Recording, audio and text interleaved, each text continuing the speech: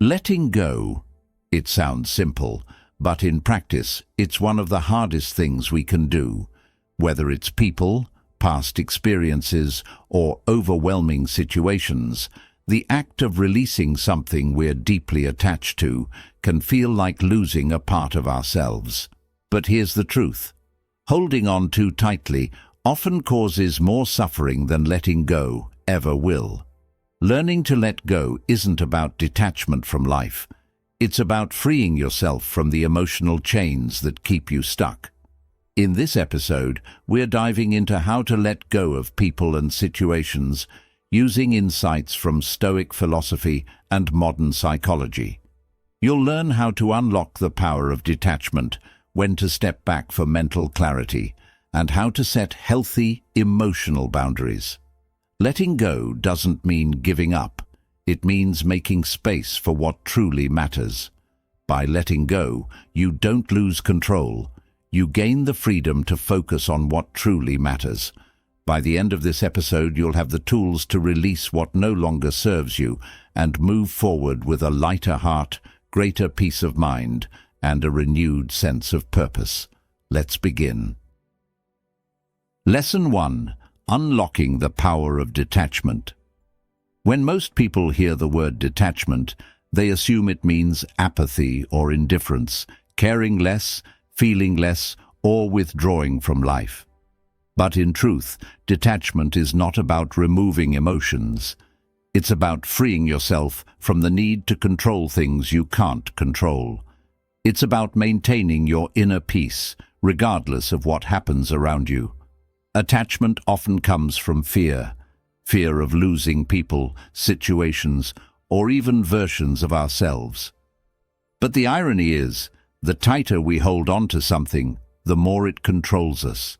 When we become overly attached, we tie our happiness to external factors, other people's opinions, the outcome of a situation, or material possessions.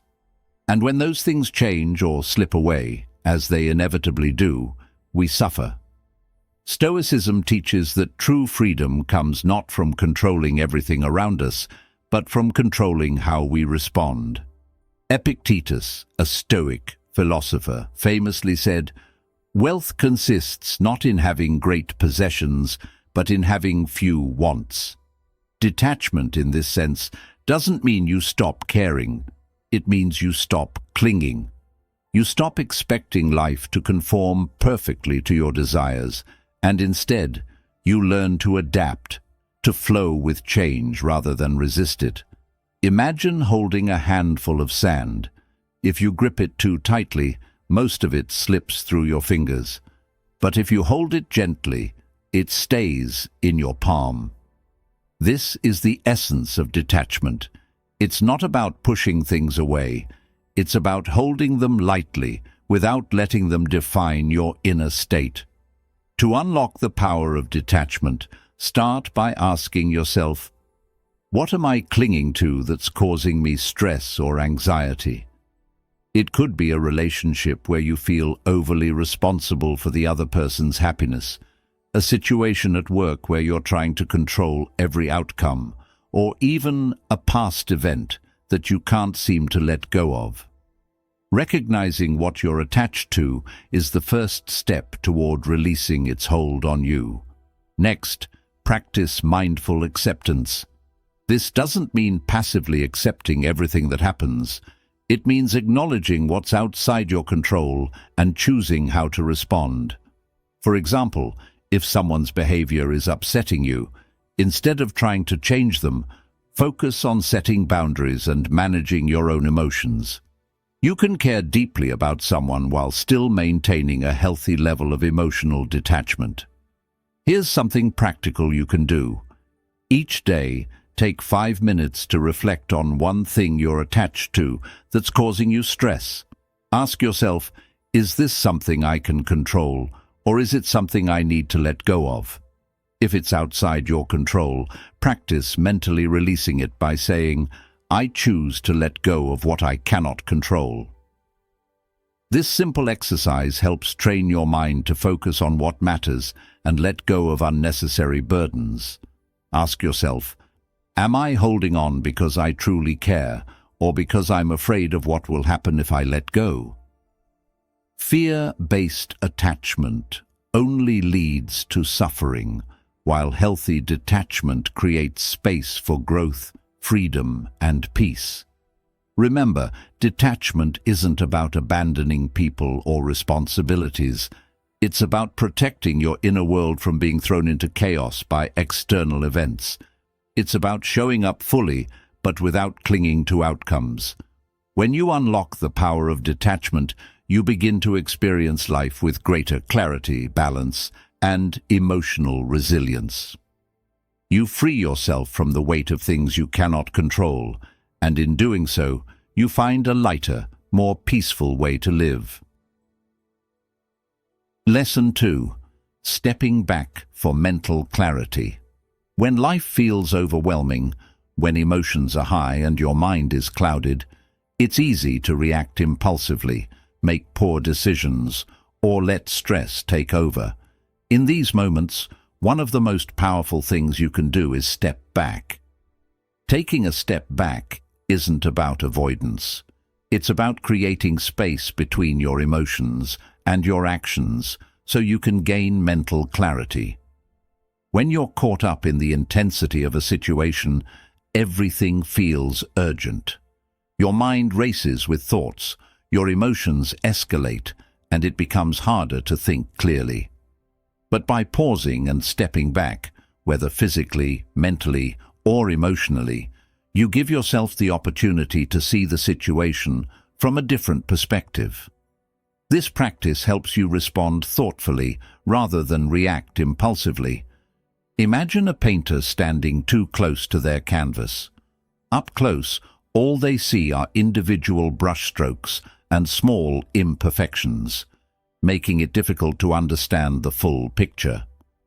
But when they take a few steps back, they gain a clearer view of the entire painting.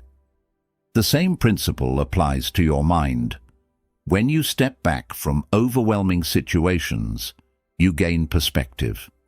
You can see the problem for what it really is, rather than through the distorted lens of heightened emotions.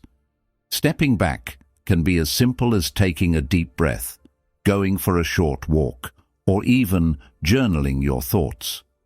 These small actions create mental distance, allowing your emotions to settle and your mind to regain its balance.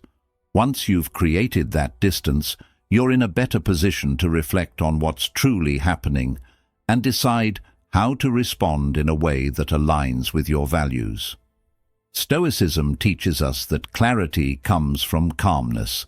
Marcus Aurelius wrote, "You have power over your mind, not outside events.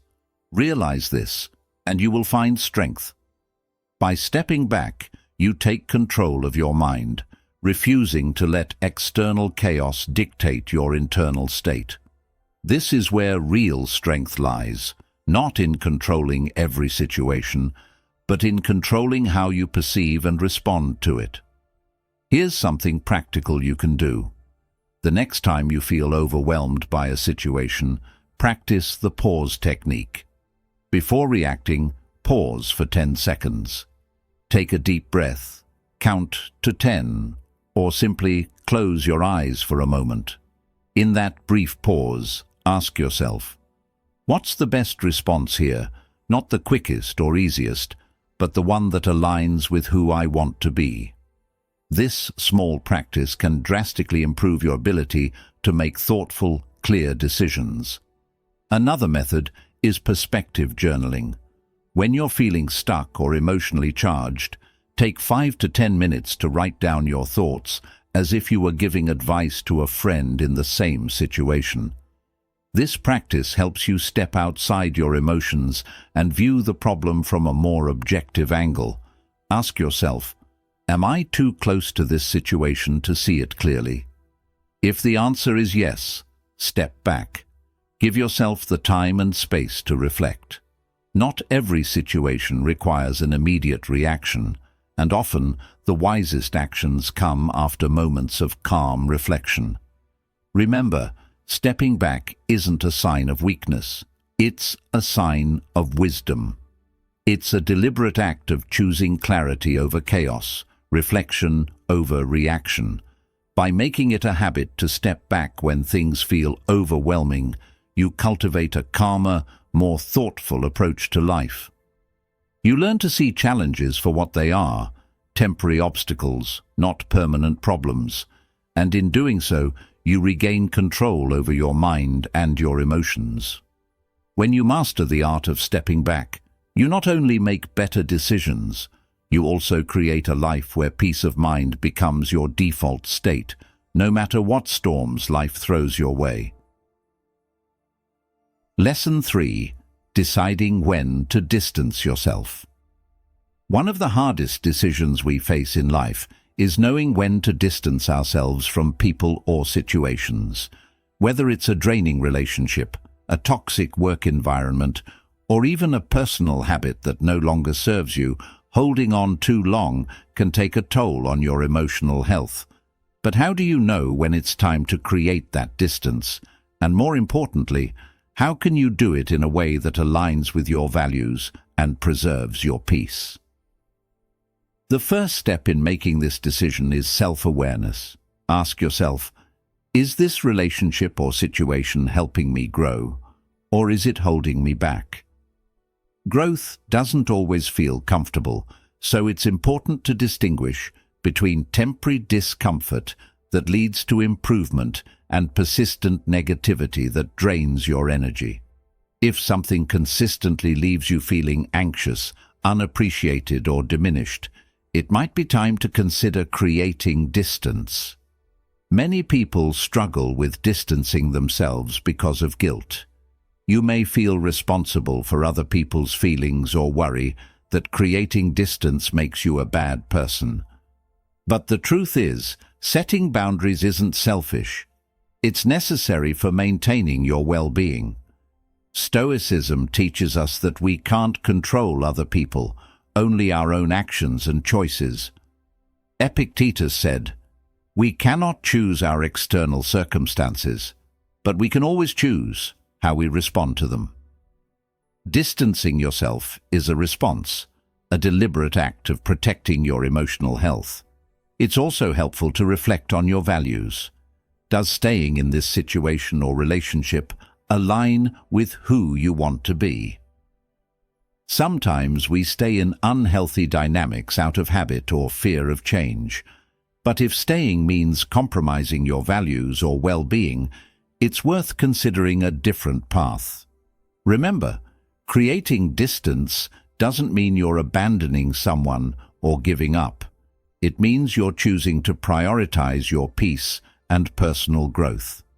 Once you've decided it's time to create distance, the next step is to do it quietly and respectfully.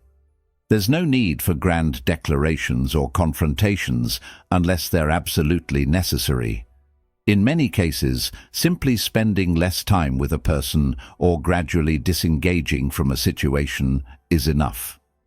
This quiet approach allows you to protect your energy without adding unnecessary drama. Here's something practical you can do. If you're unsure whether it's time to distance yourself, try a trial separation. Give yourself a set period, say 2 weeks, where you intentionally limit your engagement with the person or situation. During this time, pay attention to how you feel. Are you calmer, more focused? Do you miss the interaction, or do you feel relieved without it?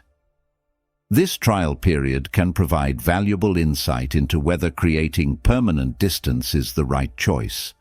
Ask yourself, am I staying out of obligation or because this truly adds value to my life? If the answer leans toward obligation or guilt, it might be time to take a step back. Remember, you can care about someone and still choose to protect your boundaries. Distance doesn't erase love or respect. It preserves your well-being. Another key factor to consider is communication. While quiet distancing works in many cases, some situations may require an honest conversation. If the relationship is worth preserving but needs adjustment, consider expressing your feelings and setting clear boundaries. Sometimes, creating distance isn't about cutting ties. It's about redefining the relationship in a way that works for both parties. Remember, deciding when to distance yourself is about choosing what serves your growth and well-being. It's not about blame or resentment. It's about creating space for clarity, peace, and personal development. When you let go of what no longer serves you, you make room for healthier relationships, better opportunities, and a life that aligns with your values. Ultimately, life is too short to stay stuck in situations that drain your energy. By learning when and how to distance yourself, you take an important step toward living with greater purpose, peace, and self-respect. Lesson 4. Building trust through meaningful conversations. When life feels overwhelming, one of the most powerful ways to find clarity and emotional relief is by engaging in deep, meaningful conversations with trusted individuals. Human connection isn't just a source of comfort, it's a path to insight, growth, and emotional healing. Talking through your feelings with someone you trust can help you gain new perspectives, challenge negative thought patterns, and uncover solutions you may not have considered on your own. But here's the key: not every conversation builds trust. Surface-level small talk or exchanges filled with judgment don't lead to real connection. Trust is built when conversations are honest, vulnerable, and supportive. When both parties feel safe enough to share without fear of being misunderstood or criticized. It's about opening up, but also about listening deeply and without judgment. In Stoic philosophy, trust and open dialogue were seen as essential for personal growth. The Stoics valued conversations that challenged their thinking in a respectful and thoughtful way. Seneca once wrote, "Associate with those who will make a better man of you. Welcome those whom you yourself can improve." In other words, seek out people who encourage your growth, not just those who echo your thoughts. Meaningful conversations aren't just about venting, they're about learning, reflecting, and evolving. To build trust through conversations, it's important to create an environment of mutual respect and empathy. This means listening without interrupting, validating the other person's feelings, and offering support rather than unsolicited advice. Often, people don't need solutions. They need to feel heard and understood. Simply saying, "I understand how you feel," or "I'm here for you," can go a long way in strengthening trust. If you're seeking clarity about a difficult situation, don't hesitate to reach out to someone you trust. This could be a close friend, a mentor, or even a professional counselor. The act of speaking your thoughts out loud helps you organize them, and hearing an outside perspective can offer insights you may have missed. Just make sure the person you're opening up to is someone who respects your boundaries and offers a safe space for sharing. Here's something practical you can do. Identify 1 or 2 people in your life whom you trust deeply. The next time you feel stuck or overwhelmed, reach out to them for a meaningful conversation. Start by saying something like, "I've been feeling stressed, confused, overwhelmed about something, and I'd really value your perspective or just someone to talk to." Framing the conversation this way invites them to listen without feeling pressured to solve the problem. At the same time, be open to offering support when someone comes to you. Building trust is a two-way street. It's about giving as much as receiving. Practice being present, listening actively, and offering empathy when someone shares their struggles with you. This reciprocity deepens the connection and creates a foundation of trust that benefits both of you. Ask yourself, do I have trusted individuals in my life with whom I can have meaningful conversations? If the answer is yes, nurture those relationships. If not, consider seeking out new connections through supportive communities, groups, or even professional networks where trust and open dialogue are valued. Remember, trust isn't built overnight. It's cultivated through repeated acts of vulnerability, empathy, and understanding. By engaging in meaningful conversations, you not only gain clarity and emotional relief, but you also strengthen the bonds that support you through life's ups and downs. In a world filled with surface-level interactions, meaningful conversations are a rare and valuable gift. They remind you that you're not alone, help you see things from a new perspective, and provide the emotional support needed to navigate challenging times. By building trust and fostering open dialogue, you create a network of connection and strength that sustains you through life's inevitable uncertainties. Lesson 5. Mastering emotional boundaries. Have you ever found yourself overwhelmed by someone else's emotions, absorbing their stress, anxiety, or negativity as if it were your own? If so, you're not alone.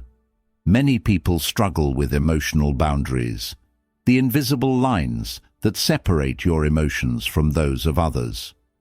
Without these boundaries, it's easy to feel drained, lose your sense of self, and become entangled in problems that aren't yours to solve. Mastering emotional boundaries doesn't mean shutting people out or becoming indifferent. It means learning to protect your emotional well-being while still offering empathy and support. When you set healthy emotional boundaries, you create a balance between caring for others and caring for yourself. You can be compassionate without sacrificing your peace of mind. Why is this important? Without boundaries, you risk taking on emotional burdens that aren't yours. This can lead to emotional exhaustion, resentment, and even strained relationships. Stoic philosophy reminds us that while we can care for others, we must remain in control of our own inner world. Epictetus said, "It is not what happens to you, but how you react to it that matters." This wisdom applies not only to external events, but also to the emotions of those around us. You can't control how others feel, but you can control how much you let their emotions affect you. The first step in mastering emotional boundaries is awareness. Start by noticing when you're taking on emotions that aren't yours. Ask yourself, am I feeling this way because of my own situation, or because I've absorbed someone else's emotions? Recognizing when you're crossing your emotional boundaries is key to regaining control. Next, practice assertive communication. Setting boundaries isn't about confrontation, it's about clarity. For example, if a friend frequently unloads their problems on you in a way that leaves you feeling drained, you might say, "I care about you and I want to support you, but I also need to take care of my own well-being. Let's talk, but can we keep it brief?" This approach shows empathy while clearly stating your limits. Another helpful strategy is to use visualization techniques. When you're in a situation where emotions are running high, imagine a protective barrier around yourself, something that allows you to empathize without absorbing the emotional weight. This mental practice helps reinforce the idea that while you can care, you don't have to carry. Here's something practical you can do. The next time you feel overwhelmed by someone else's emotions, pause and take a deep breath. Mentally separate your feelings from theirs by saying to yourself, "Their emotions are theirs. I can care without carrying." Then, focus on grounding yourself, whether through breathing exercises, journaling, or taking a brief walk. Ask yourself, am I sacrificing my emotional well-being to support others? If the answer is yes, remind yourself that setting boundaries isn't selfish. It's necessary. When you protect your emotional energy, you're in a better position to help others without burning out. It's also important to remember that boundaries may need reinforcement over time. Some people might not respect your boundaries right away, but that doesn't mean they aren't valid. Stay consistent. The more you practice setting and maintaining boundaries, the more others will learn to respect them, and the more you'll respect yourself. Remember, mastering emotional boundaries is an act of self-respect and self-care. It allows you to show up fully for the people you care about without losing yourself in the process. You can be kind, empathetic, and supportive while still protecting your own peace. When you set clear emotional boundaries, you free yourself from the weight of emotions that aren't yours to bear, allowing you to live with greater clarity, balance, and inner strength. Lesson 6. Weighing the outcomes of separation. There are moments in life when distancing yourself from certain people or situations becomes necessary for your well-being. But making that decision isn't easy. It comes with doubts, emotions, and concerns about the potential consequences. Weighing the outcomes of separation is a crucial step in ensuring that you're making the right choice, not out of impulse or frustration, but with clarity and purpose. Distancing yourself can take many forms. It might mean ending a toxic relationship, leaving a draining job, or stepping away from a long-term friendship that no longer aligns with your values. Whatever the case, it's essential to carefully evaluate how this separation will impact not only your life, but also the lives of those around you. The goal isn't to escape discomfort. It's to prioritize your growth, well-being, and peace of mind. Stoic philosophy teaches us the importance of intentional decision-making. Before taking action, the Stoics would reflect on whether a decision aligned with their values and long-term well-being. Seneca advised, "We suffer more often in imagination than in reality." This means that much of the fear around separation is rooted in imagined worst-case scenarios. By weighing the real outcomes instead of fearing hypothetical ones, you can make more grounded, thoughtful choices. Here's how to approach weighing the outcomes. 1. Evaluate the emotional impact.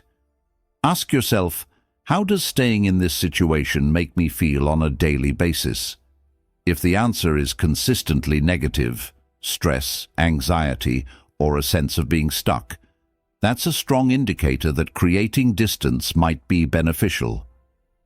2. Consider your long-term well-being.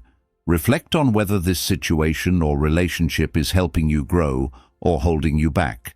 Will staying here support your future goals and happiness, or will it continue to drain your energy? 3. Acknowledge potential losses. Every separation comes with some form of loss. It could be emotional, social, or even financial. Be honest with yourself about what you might lose, but also ask, is this loss worth the peace and clarity I'll gain? Sometimes short-term discomfort is necessary for long-term well-being. It's also important to remember that separation doesn't have to be absolute. In some cases, creating distance rather than completely cutting ties may be enough. For example, if a relationship is draining but not entirely toxic, you might choose to spend less time with that person or engage in fewer emotionally charged interactions. This allows you to protect your well-being without severing the relationship entirely. Here's something practical you can do. When faced with the decision to create distance, try a pros and cons reflection. Take a piece of paper and divide it into 2 columns. On one side, list the benefits of staying in the situation or relationship. On the other, list the benefits of creating distance. Seeing these factors laid out visually can help clarify your decision. Ask yourself, am I staying because I genuinely want to, or because I'm afraid of the consequences of leaving? If fear is the primary reason, it's worth reconsidering. Often, the fear of change is worse than the change itself. Once you take the step, You might find that what you feared wasn't as overwhelming as you imagined. Remember, weighing the outcomes of separation isn't about finding a perfect solution. It's about choosing the path that best supports your growth and well-being. No decision is without its challenges, but by taking the time to reflect and evaluate, you ensure that your choice is intentional and aligned with your values. Letting go is rarely easy, but it's often necessary. When you carefully weigh the outcomes and make a conscious decision to create distance, you open the door to a lighter, freer life. You make room for new opportunities, healthier relationships, and a version of yourself that thrives, unburdened by what no longer serves you. Lesson 7. Detoxing from social media. In an age where social media has become an integral part of daily life, it's easy to fall into the trap of constant scrolling, comparing, and consuming. While social media connects us to people and information, it also introduces a significant amount of digital noise, distractions, unrealistic comparisons, and even anxiety from endless updates. Detoxing from social media doesn't mean abandoning it altogether. It means creating space for clarity, focus, and genuine connection by limiting its grip on your life. The problem with excessive social media use is that it keeps your mind in a constant state of stimulation. Every notification, post, or like triggers a small dopamine hit, conditioning you to seek more. Over time, this can create a cycle of dependence where moments of silence or stillness feel uncomfortable. But true peace of mind comes not from external stimulation. It comes from learning to be present, reflective, and content with yourself. Stoicism emphasizes the value of focusing on what truly matters. Marcus Aurelius wrote, "You must reclaim yourself for yourself. The world distracts you with many things. Focus on a few that matter and let the rest go." Social media can be a valuable tool, but without mindful use, it distracts you from what's meaningful: real relationships, inner peace, and personal growth. Detoxing from social media can take many forms. For some, it might mean taking a complete break for a few days or weeks. For others, it could be as simple as setting time limits on daily usage or unfollowing accounts that don't add value to their lives. The goal isn't to eliminate social media entirely. It's to regain control over how you engage with it. Here's how to start a social media detox. 1. Identify your triggers. Notice when and why you turn to social media. Is it out of boredom, stress, or habit? Understanding your triggers helps you find healthier alternatives, like going for a walk, reading, or journaling, that provide genuine relaxation or stimulation. 2. Set boundaries. Create specific times during the day when you'll check social media, rather than constantly reaching for your phone. For example, you might decide to check it only after lunch or in the evening, limiting your exposure to digital noise. 3. Curate your feed. Unfollow accounts that make you feel inadequate, anxious, or drained. Instead, follow those that inspire, uplift, or educate you. Your digital environment should reflect your values, not undermine them. Here's something practical you can do. Try a 24-hour social media detox. For one full day, avoid all social media platforms.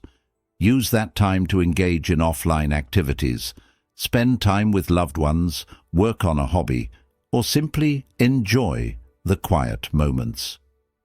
At the end of the day, reflect on how you feel. Did you miss anything important?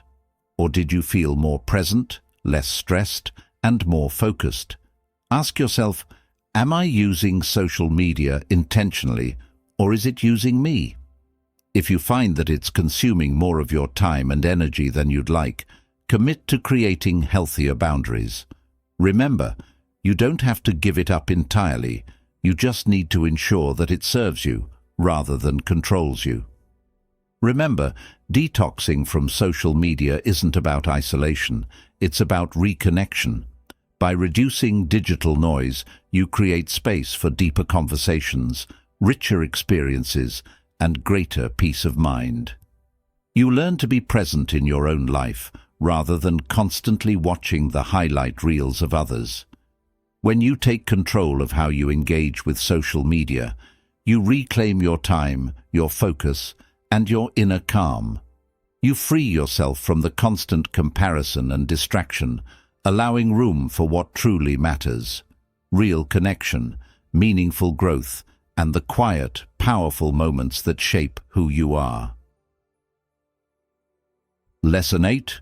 Prioritizing your core needs. In the rush of everyday life, it's easy to lose sight of what truly matters. Between work obligations, social commitments, and endless distractions, your core needs, those things that nourish your emotional, mental, and spiritual well-being, often get pushed aside. But here's the truth: if you don't prioritize your core needs, no one else will. Learning to identify and prioritize what truly sustains you is essential for building a balanced and fulfilling life. Many people confuse wants with needs. While wants are temporary desires, like entertainment, validation, or material possessions, your core needs are deeper. They're the things that keep you grounded, fulfilled, and energized.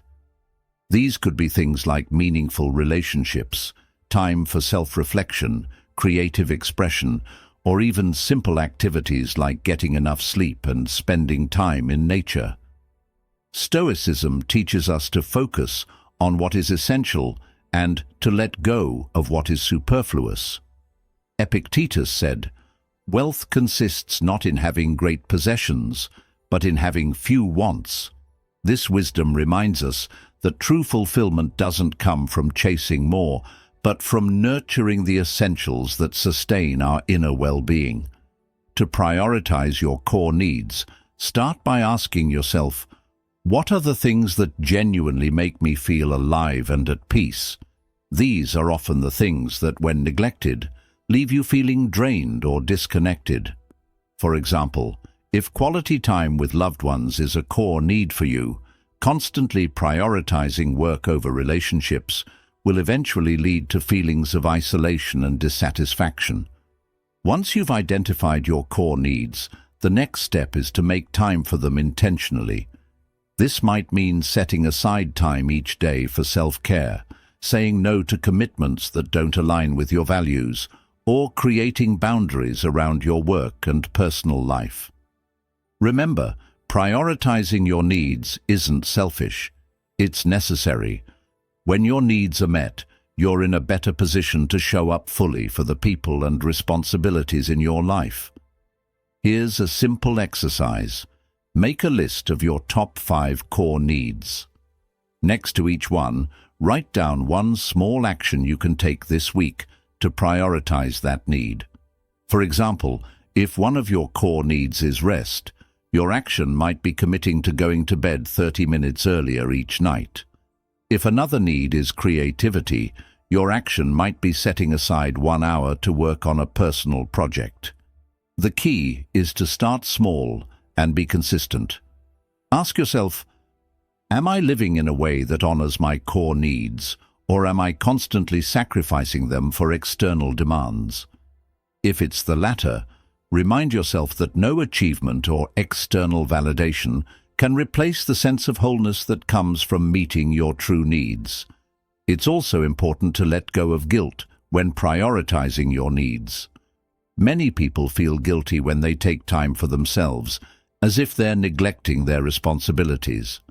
But taking care of yourself isn't neglect. It's what allows you to fulfill your responsibilities without burning out. When you prioritize your well-being, you not only improve your own life, you also show up better for those around you. Remember, life isn't about doing more, it's about doing what matters. By prioritizing your core needs, you create a foundation of balance, strength, and inner peace. You stop chasing after things that don't fulfill you and start living in a way that nourishes your body, mind, and soul. When you make time for what truly matters, you don't just improve your quality of life. You become more present, more resilient, and more connected to your purpose. And that's when life becomes not just something you manage, but something you truly enjoy. Lesson 9. Embracing gratitude and the present moment. In a world that constantly pushes us to want more success, more possessions, more recognition, it's easy to fall into the trap of focusing on what's missing rather than what's already present. This endless pursuit often leads to feelings of dissatisfaction, anxiety, and restlessness. But there's a simple yet profound antidote to this: gratitude. When you learn to embrace gratitude and anchor yourself in the present moment, you shift your perspective from lack to abundance, from striving to being. Gratitude isn't about ignoring life's challenges or pretending everything is perfect. It's about recognizing the good that already exists, even amidst difficulty. It's about appreciating the small moments, a kind word from a friend, a peaceful morning, or the fact that you have another day to grow and experience life. When you focus on what you have rather than what you lack, you cultivate a mindset of abundance and peace. Stoicism places great emphasis on appreciating the present. Marcus Aurelius wrote, "Do not dwell on the past or dream of the future, but concentrate the mind on the present moment." The Stoics believed that true contentment comes not from what you achieve or acquire, but from fully experiencing the here and now. Gratitude is a way of grounding yourself in the present. It reminds you that, despite life's imperfections, there's always something to be thankful for. Practicing gratitude doesn't have to be complicated. One powerful method is to start or end your day by reflecting on 3 things you're grateful for. They don't have to be grand. Sometimes the simplest things bring the greatest sense of peace. Over time, this practice trains your mind to notice the good, even when life feels overwhelming. Beyond gratitude, embracing the present moment means letting go of past regrets and future worries. The past can't be changed, and the future is uncertain. What you have control over is the present, the choices you make, the actions you take, and the way you experience this very moment. When you let go of dwelling on what was or obsessing over what might be, you free yourself to fully live in the now. Here's something practical you can do. The next time you feel stressed or overwhelmed, pause for a moment. Take a deep breath, look around you, and find something, anything, you can appreciate in that moment. It could be the warmth of sunlight, the taste of your coffee, or even the strength you've shown in handling a difficult situation. This simple act of mindful gratitude helps ground you and brings a sense of calm to your mind.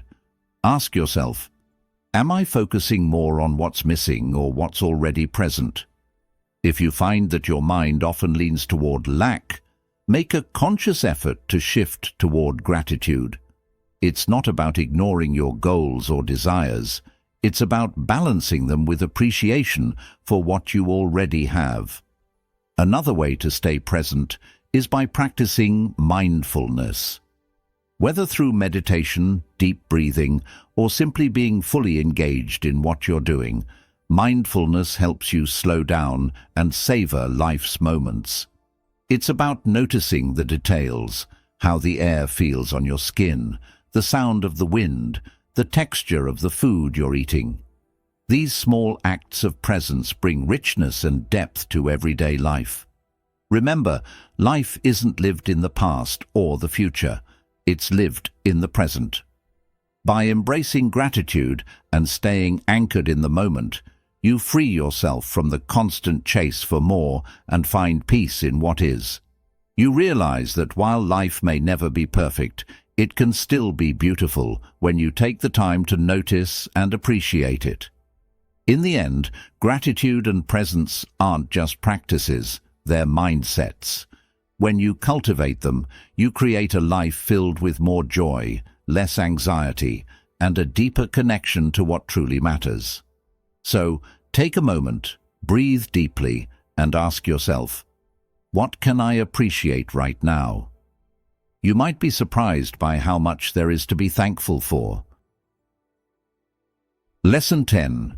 Cultivating flexibility and adaptability. Life is unpredictable.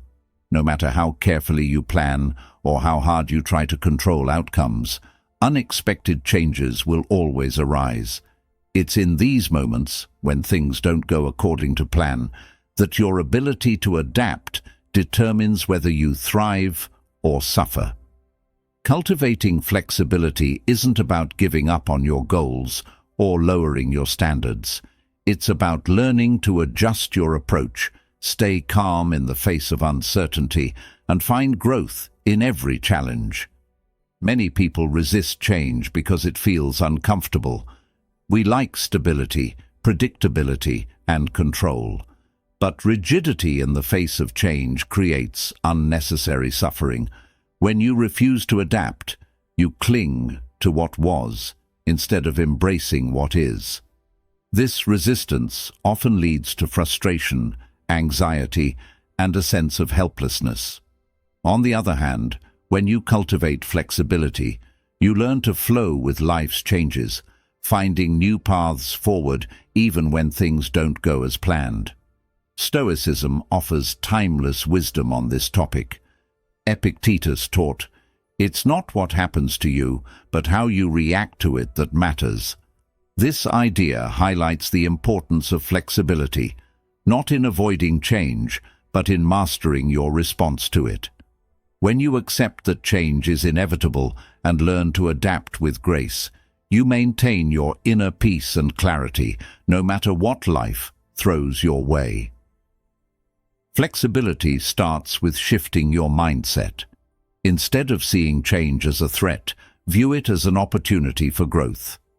Every unexpected event, every setback, holds a lesson if you're willing to look for it. Ask yourself, what can I learn from this situation? How can I grow through this challenge? This shift in perspective helps you stay open to new possibilities, rather than getting stuck in frustration over what didn't go according to plan. Another key to cultivating flexibility is developing emotional resilience. Life's changes often trigger strong emotions, fear, frustration, or disappointment.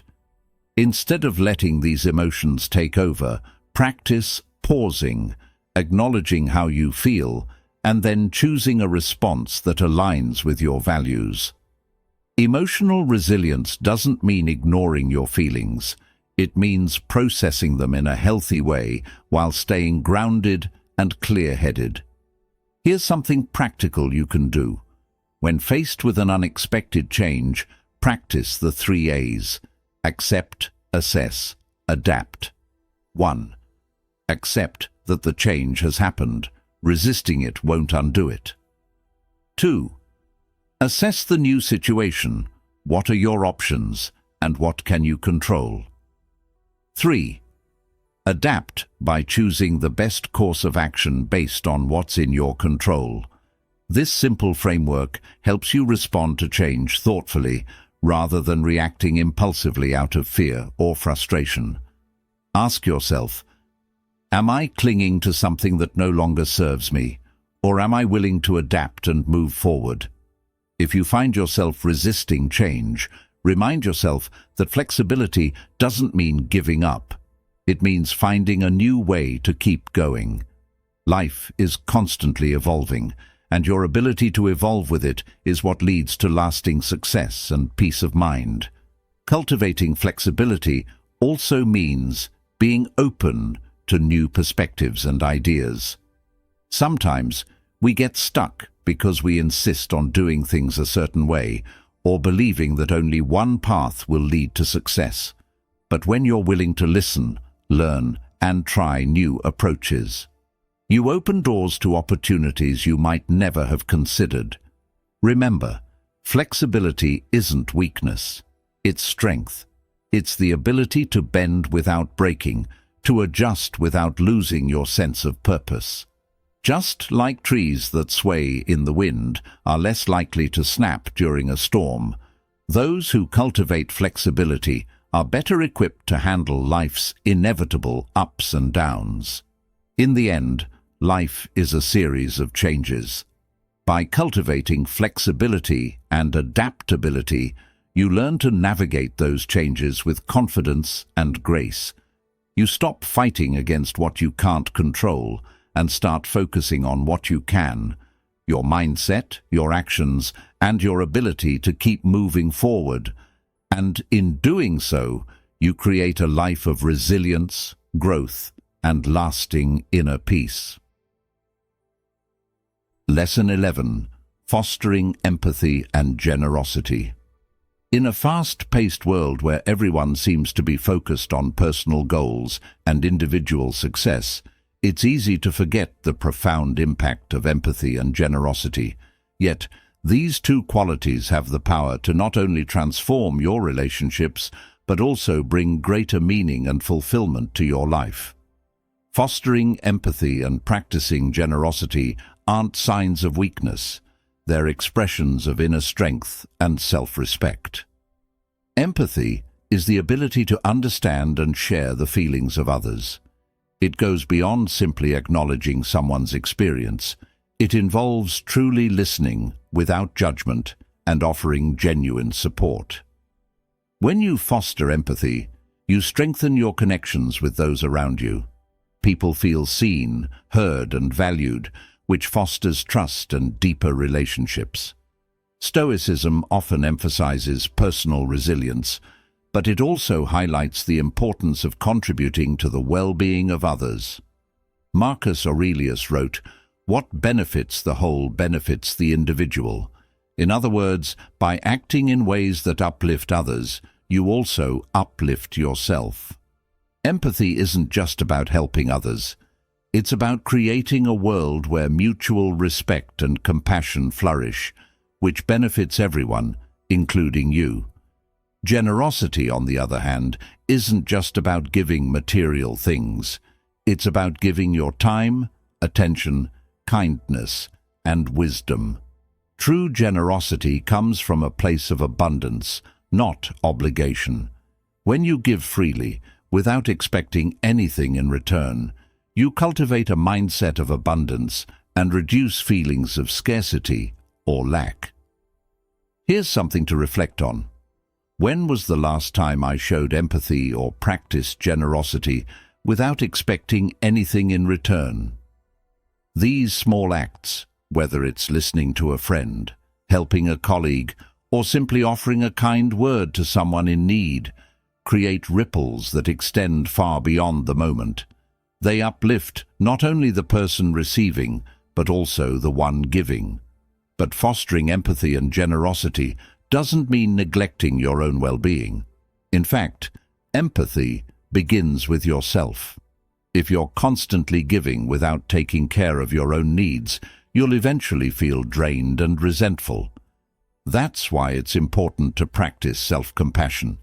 Being kind to yourself when you're struggling, forgiving yourself when you make mistakes, and treating yourself with the same empathy you offer others. Another powerful aspect of generosity is that it helps shift your focus outward. When you're caught up in your own worries, giving to others, whether it's through volunteering, mentoring, or simply being present, can help reduce anxiety and increase your sense of purpose. Generosity creates a cycle of positivity. The more you give, the more connected and fulfilled you feel. Here's something practical you can do. Each day, look for one opportunity to practice a small act of empathy or generosity. It could be as simple as listening to someone without interrupting, offering help when you see someone struggling, or even just sending a thoughtful message to someone you care about. These small acts, done consistently, build a habit of empathy and generosity that strengthens your character and enriches your relationships. Ask yourself, am I approaching my interactions with empathy, or am I focused solely on my own perspective? If you find yourself slipping into self-centered thinking, pause and try to see things from the other person's point of view. This simple shift can transform the way you relate to others and foster deeper, more meaningful connections. Remember, fostering empathy and practicing generosity isn't about grand gestures. It's about showing up with kindness and understanding in everyday moments. When you make empathy and generosity a core part of your life, you don't just improve your relationships, you cultivate a sense of purpose, fulfillment, and inner peace. In the end, what truly matters isn't how much you accumulate, but how much you contribute. By fostering empathy and practicing generosity, you create a life of connection, meaning, and lasting impact. You don't just live for yourself, you become a source of light and strength for those around you, and in doing so, you discover a deeper sense of happiness and fulfillment.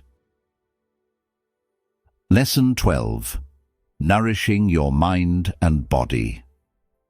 In a world that constantly demands your attention, energy, and effort, it's easy to neglect the most important foundation of a fulfilling life, your mind and body. We often push ourselves to the limit, prioritizing external achievements over internal well-being, only to find that without proper care, our energy fades, our focus diminishes, and our peace of mind slips away. Nourishing your mind and body isn't a luxury, it's a necessity for living a balanced, resilient, and meaningful life. When you take care of your body, you're not just enhancing your physical health, you're also supporting your mental clarity, emotional stability, and overall sense of well-being. Exercise, proper nutrition, and rest aren't just physical acts. They directly influence how you feel, think, and respond to life's challenges. Seneca once said, "A sound mind in a sound body is a short but full description of a happy state in this world." The Stoics believed that a disciplined approach to caring for your body was essential for cultivating a strong mind. Nourishing your mind goes beyond simply consuming information. It's about feeding your mind with thoughts, ideas, and practices that promote growth and peace. This means being intentional about what you read, watch, and listen to. It means engaging in practices like mindfulness, meditation, and reflection that help calm your mind and strengthen your ability to focus. Start by asking yourself, what habits do I currently have that nourish my mind and body, and what habits might be draining me? Identifying these patterns is the first step toward creating a lifestyle that supports your well-being. For example, staying up late scrolling through social media might seem harmless, but over time it can disrupt your sleep, drain your energy, and leave your mind cluttered. On the other hand, prioritizing rest, exercise, and quiet time for reflection can have a profound impact on your mood, productivity, and resilience. One of the simplest yet most powerful ways to nourish your body is through movement. This doesn't have to mean intense workouts at the gym. It could be a morning walk, stretching, or any form of physical activity that gets your blood flowing and your energy levels up. Regular movement not only improves your physical health, but also releases endorphins, which boost your mood and reduce stress. Equally important is nutrition. The food you consume is the fuel your body and mind run on. Eating a balanced diet, rich in whole, unprocessed foods, provides your brain with the nutrients it needs to function at its best. It's not about being perfect with your diet. It's about making small, consistent choices that support your long-term health. When it comes to nourishing your mind, quiet time and reflection are key. In a world filled with constant noise and distractions, taking time each day to be still, whether through meditation, journaling, or simply sitting quietly, helps clear your mind and strengthens your ability to stay present. These moments of stillness allow you to process your thoughts, release tension, and reconnect with what truly matters. Here's something practical you can do. Each day, commit to one small act that nourishes your mind and one that nourishes your body. It could be as simple as reading a chapter of a book that inspires you, practicing deep breathing for 5 minutes, or preparing a healthy meal. Over time, these small acts compound, creating a lifestyle that supports your well-being. Ask yourself, am I treating my mind and body with the respect they deserve? If not, start today. Remember, you can't pour from an empty cup. Taking care of yourself isn't selfish, it's what allows you to show up fully in life, for both yourself and those you care about. In the end, your mind and body are your most valuable assets. When you nourish them consistently, you cultivate a life of strength, clarity, and inner peace. You equip yourself to handle life's challenges with resilience and grace. By making your well-being a priority, you don't just live, you thrive. And that's when life truly becomes rich, meaningful, and deeply fulfilling. Letting go isn't about giving up. It's about creating space for something better. It's about freeing yourself from the weight of what no longer serves you, whether it's people, situations, habits, or even outdated versions of yourself. When you let go of what holds you back, you gain clarity, peace, and the ability to move forward with intention. In this episode, we explored 12 powerful lessons on how to let go and create a life of greater balance and fulfillment. From unlocking the power of detachment to nourishing your mind and body, each lesson offers a practical way to reclaim your energy and refocus on what truly matters. Life is filled with constant change, but by learning to let go with grace and strength, you empower yourself to face those changes without fear. Why does this matter? Because clinging too tightly to people, expectations, or even past versions of ourselves only leads to frustration and suffering. But when you learn to let go, you discover a deeper sense of freedom and inner peace. You stop being a prisoner to what's beyond your control and start living with greater purpose and presence. Here's something to reflect on. What is one thing I'm ready to let go of today? It doesn't have to be a grand gesture. It could be a small thought, a minor frustration, or an unnecessary habit. Every small step toward letting go creates a ripple effect, helping you cultivate a life that feels lighter, freer, and more aligned with your values. Remember, letting go is a practice, not a one-time event. It takes courage, patience, and self-compassion. But with each quiet release, you make room for growth, connection, and a life of greater joy. As Marcus Aurelius said, you have power over your mind, not outside events. Realize this, and you will find strength. Thank you for joining us on this journey. If this episode resonated with you, take a moment to reflect on what you've learned, and if you feel inspired, share it with someone who might benefit from it. Let's spread the wisdom of letting go and create a community of individuals who are ready to embrace life with clarity, peace, and purpose. Until next time, stay strong, stay intentional, and most importantly, keep letting go of what no longer serves you so you can make room for what truly matters.